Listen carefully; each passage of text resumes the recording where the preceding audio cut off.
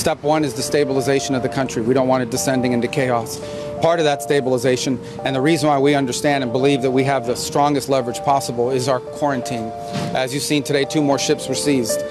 We are in the midst right now, and in fact about to execute on a deal to take all the oil. They have oil that is stuck in Venezuela. They can't move it because of our quarantine and because it's sanctioned.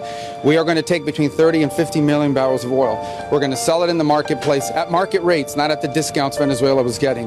That money will then be handled in such a way that we will control how it is dispersed in a way that benefits the Venezuelan people, not corruption, not the regime. So we have a lot of leverage to move on the stabilization front.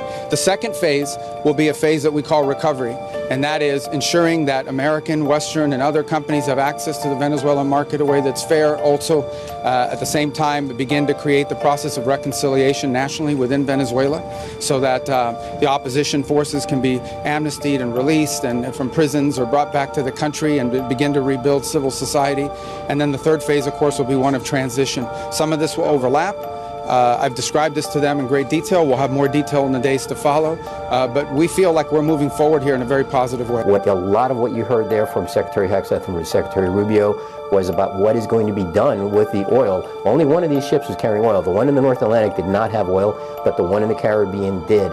And as you heard there from Marco Rubio, he said at the end that Venezuela wants that oil back to be part of this new mechanism that he laid out in quite some detail there to reporters at the Capitol, that there is essentially now a U.S. mechanism where the United States is going to control the sale of Venezuelan oil, and then the funds of that, or of the purchase from the purchases, will now be used in legal markets and returned to Venezuela. Unclear how that's going to happen, but the big headline is that the United States is now going to be controlling the sale and transport of Venezuelan oil onto international markets, and then the funds will be returned to Venezuela.